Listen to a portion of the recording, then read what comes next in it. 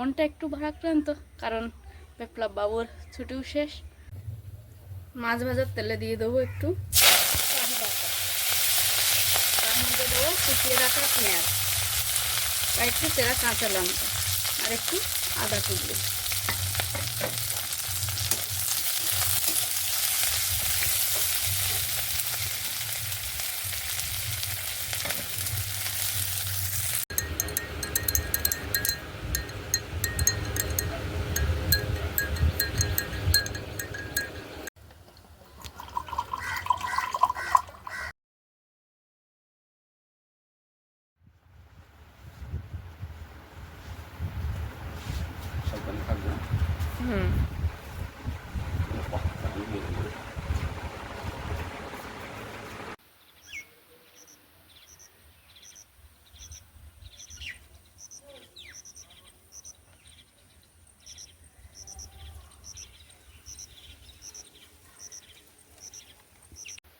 নমস্কার, আপনারা সকলে ভালো আছেন তো?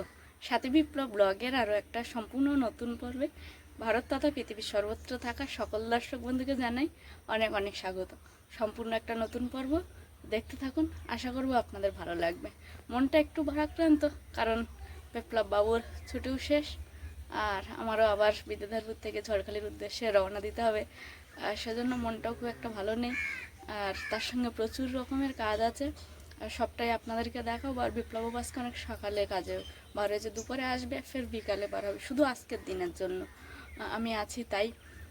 তো থাকুন সাথে, আশা করি ভালো লাগবে দিন শেষে পর্বটা। বিপ্লববাবু অনেক সকালে বার হয়েছে, জাস্ট সকাল হচ্ছে সেরকম টাইমেই। তারপর আমি আবার কিছুক্ষণ শুয়ে একটু ঘুমিয়ে নেওয়ার চেষ্টা করলাম, বাট ঘুম হলো না, বারবারই যেন জেগে যাচ্ছে এরকম। তারপর উঠে পড়লাম, এখন এই যে বিছনাতলা থেকে আজকের পর্বটা শুরু করব। সারা দিন প্রচুর কাজকর্ম আছে, আর সেই সঙ্গে অনেক কিছু পরিষ্কারও করে দিয়ে যেতে হবে।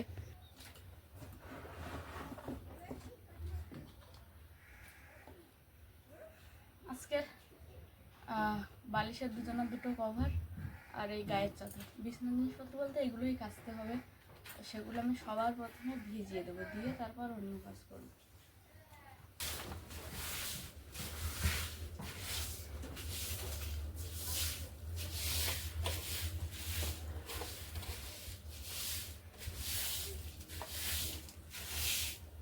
ঘর ঝাড় দিয়ে নিয়েছি ভালোভাবে নিয়ে, আর এখন এই যে প্রতিবার যেমন নিমাইল দিয়ে ঘর মুছি, একটা বালতিতে অল্প একটু জল নিয়েছি, তাতে নিমাইল দিয়ে দিলাম। এবার ঘরটা ভালো করে মুছে নেব।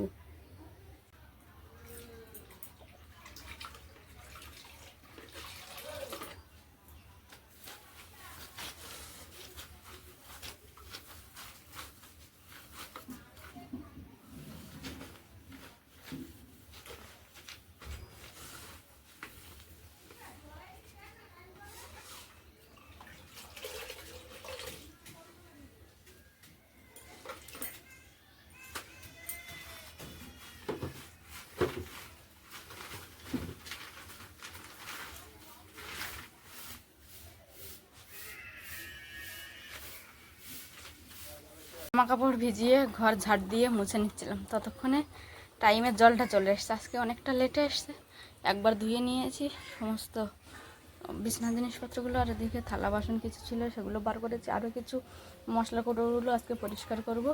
এখন ভালো করে এগুলো সব ধুয়ে মেলে তারপরে রান্নাঘরের জিনিসপত্রে হাত দেবো। বিছানার জিনিসগুলো কেচে আর এখানে জল ঝরাতে দিয়েছি, কারণ গায়ের যে দুটো জিনিস আছে, হালকা ব্ল্যাঙ্কেট আর কাঁথা, এগুলো অনেক ভারী, একা আমি নেগড়াতে পারবো না, তাই এইভাবে কলের উপরে দিয়ে রেখেছি, জল ঝরে যাবে। এবার এই যে মশলার কৌটাগুলো অনেক দিন পরিষ্কার করবো করে।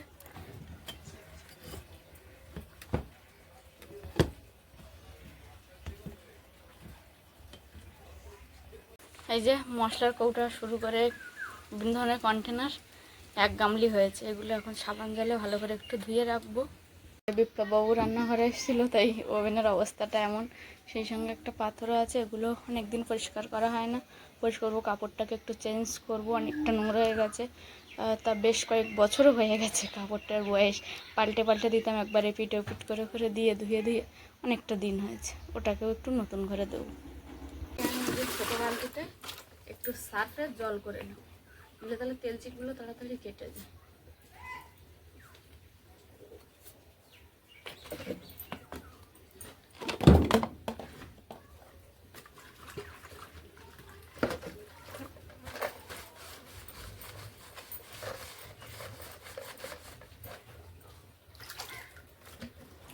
একদিকে পরিষ্কার করে আরেকটা গামলিতে জল আছে, ওই গামলির জলের মধ্যে দিয়ে দেবো।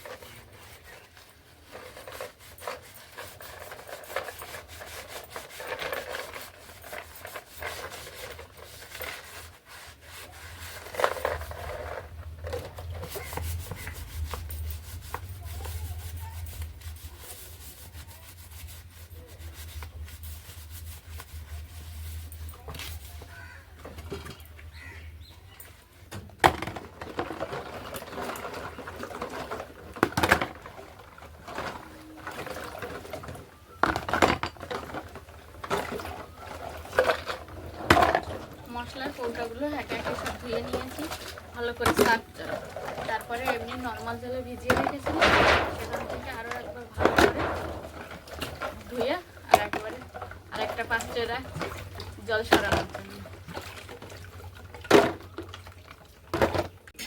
বাসনগুলো ভালো করে মেজে ধুয়ে নিয়েছি, তারপরে কৌটাগুলোও ধুয়েছি, ধুয়ে আমার জল ঝরানোর জন্য এখানটায় উপুড় করে দেবো।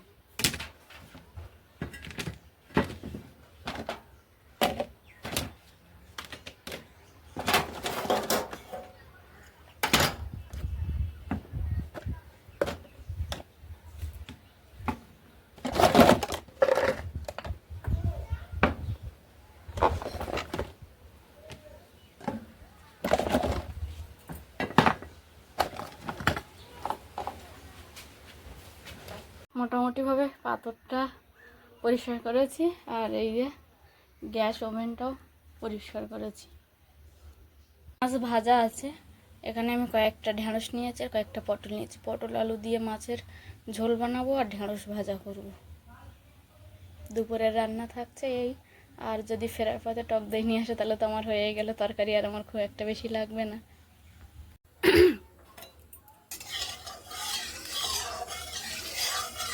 তরকারি কেটে ভালো করে ধুয়ে নিয়ে চাল ধুয়ে বসিয়ে দিয়েছি, এদিকে কড়াইতে তেল দিয়ে দিয়েছি। ভাজা মাছটা আর একবার একটু ভালো করে ভেজে নেব।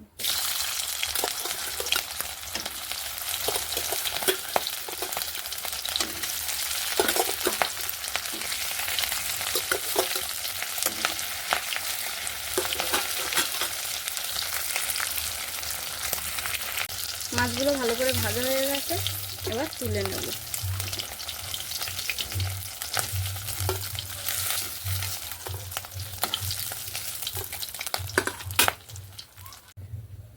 মাছ ভাজার তেলে দিয়ে দেবো একটু কারি পাতা, তার মধ্যে দেবো কুচিয়ে রাখা পেঁয়াজ আর একটু চেরা কাঁচা লঙ্কা আর একটু আদা কুচি।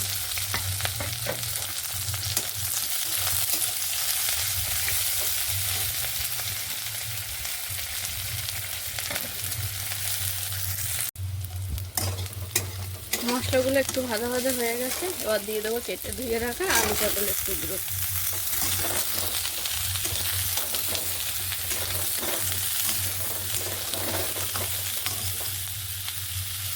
এর মধ্যে দেবো স্বাদ মতো লবণ,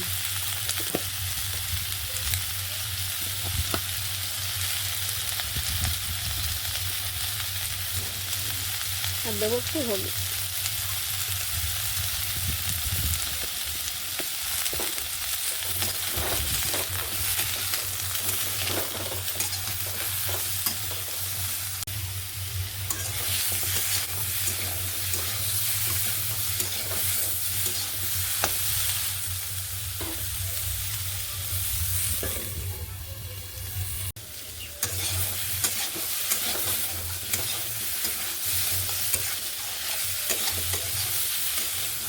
পটল আলু ভালো করে কষাই হয়ে গেছে, এবার এর মধ্যে জল ঢেলে দেবো। তরকারিতে জল দিয়ে মোটামুটি কিছুক্ষণ ফুটিয়ে নিয়েছি, এবার দিয়ে দেবো ভেজে রাখা মাছের টুকরো দিয়ে আর একটুখানি সময়ের জন্য ঢাকা দিয়ে রাখবো।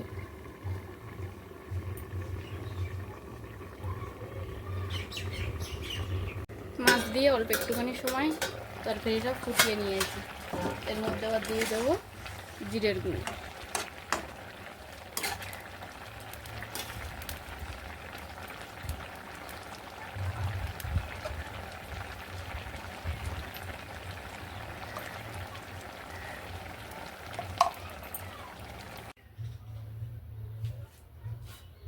পটল আলুর তরকারি মাছ দিয়ে বানিয়েছি, পুরোপুরিভাবে রেডি, নামিয়ে নেব।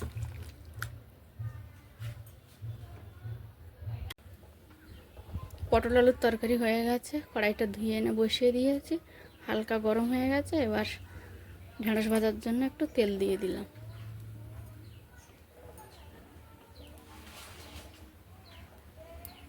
কড়াইয়ের তেল গরম হয়ে গেছে, ওর মধ্যে দেবো একটু আর সেরা কাঁচা লঙ্কা দিয়ে এবার এর মধ্যে কেটে ধুয়ে রাখা ঢেঁড়সের টুকরোগুলো দিয়ে দেবো।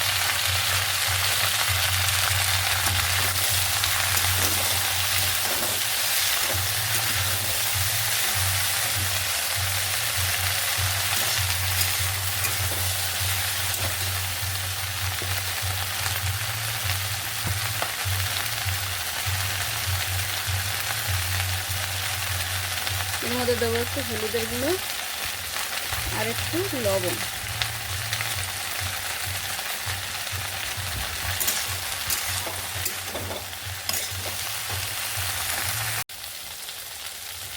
ঢেঁড়স অল্প একটু ভাজা ভাজা হয়ে গেছে, এর মধ্যে দিয়ে দেবো কুচিয়ে রাখা পেঁয়াজের টুকরো।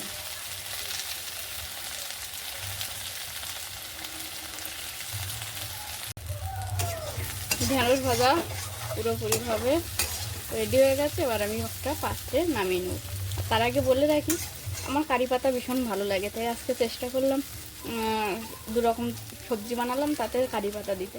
ভাজাতে তো এমনি ভালো লাগে, তবে পটল দিয়ে আমি এর আগে কোনোদিন খাইনি কারি পাতা, আজ প্রথমবার খেয়ে দেখবো কেমন লাগে। বিপ্লববাবু বাড়ি না থাকায় সকালে কাজে বার হয়ে গেছে, দুপুরে একটু আসবে, আবার বিকালে বার হবে।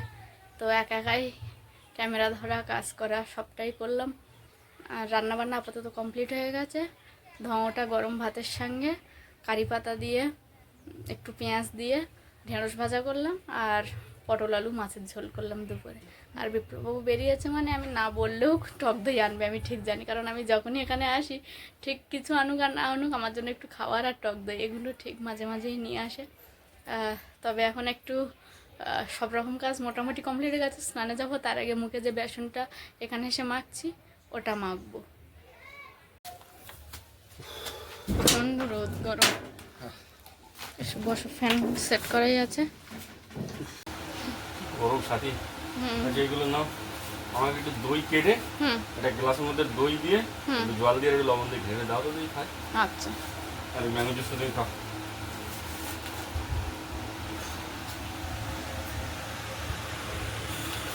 এই ম্যাঙ্গো জুস আছে, একটা পটেটো বিস্কুট আছে, চিপস বিস্কুট। হ্যাঁ ওই চিপস বিস্কুট, আর একটা রান্নার হলুদ কালকে ফুরিয়ে গেছিল। কেন, হলুদ আছে তো অনেক আছে। হ্যাঁ, আমি তো বললাম তো হলুদ কিনতে হবে না। আর যে কিনে ফেলে যাবো প্যাকেট তো। আচ্ছা,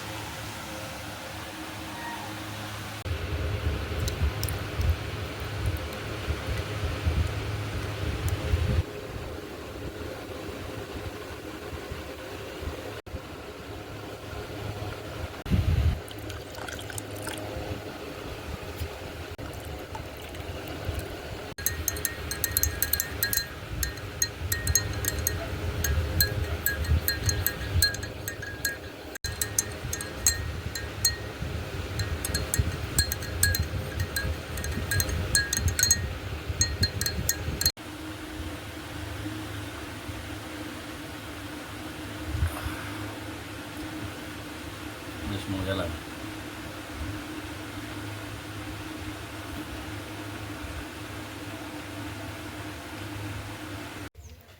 মুখে বেসন মেখে আর একটু শুকনো হয়েছে, ততক্ষণে আমি রান্নার জায়গার যে কৌটাগুলো ধুয়েছিলাম সেগুলো সবটা আবার জায়গায় রাখছিলাম। এমন সময় বিপ্লববাবু বাড়ি ঢুকলো, ঢুকে এই যে আমার জন্য খাবার এনেছে, পটেটো চিপস আর ম্যাঙ্গো জুস। এখন আমাকে এগুলো এখন বসে খেতে হবে। বললো যাও আগে গিয়ে মুখ ধুয়ে আসে, আমি স্নানে যাবো।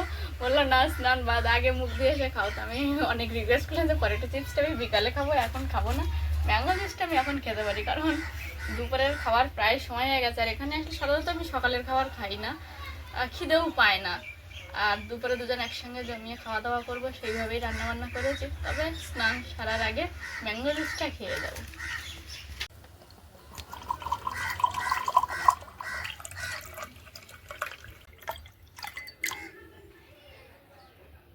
হলুদ, যেটা ড্রিঙ্কটা পান করবো সেটাও হলুদ।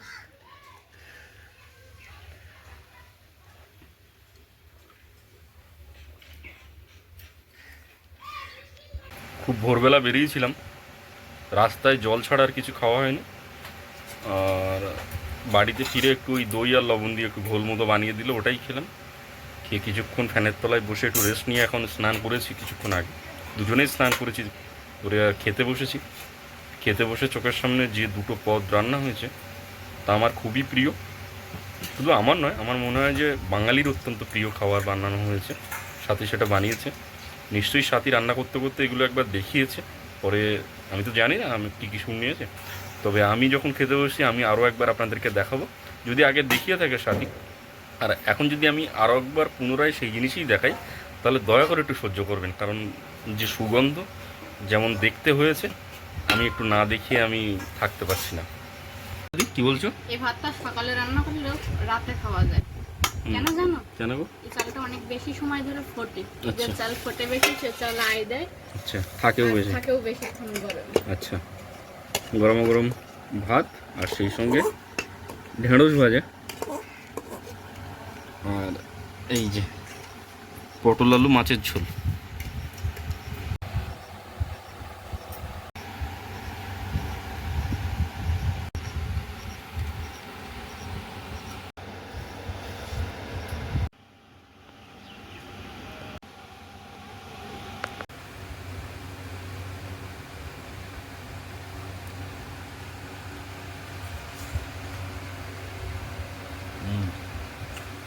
ভালো।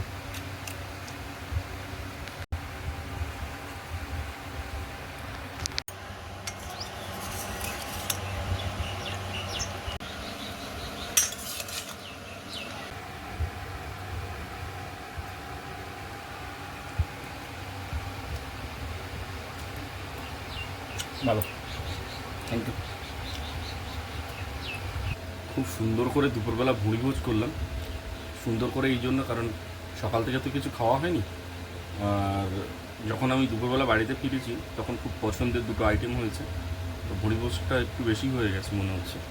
আর খাওয়া দাওয়ার শেষে একটু টক দই, এটা যথেষ্ট পছন্দের একটা জিনিস। আর আমার থেকে বেশি পছন্দ হচ্ছে সাথীর। আপনারা নিশ্চয়ই জানেন যে সাথী কতটা টক দই পছন্দ করে। তবে আমার পছন্দ বা সাথীর পছন্দ বলে কথা নয়, এখন আজকাল মানুষ অনেকেই এই টক দই পছন্দ করতে শুরু করেছে। এর যে গুণাগুণ বা গরমের সময় যে ভালো লাগাটা আনে মুখে, টক দই কিন্তু অনস্বীকার্য।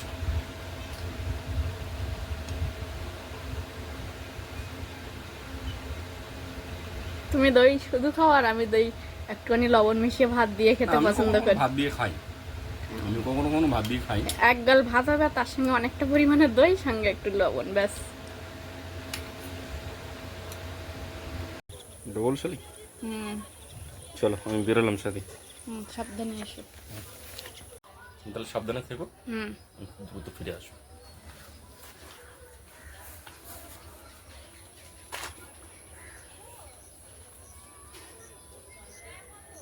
খেলাধুলো করছে।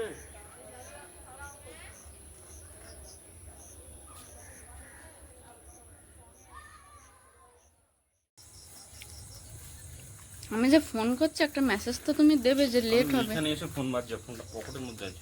আগে একবার ফোন করছি 10টা বেজে যাচ্ছে, বলি এতক্ষণ লাগছে কেন? টেনশন হয় না।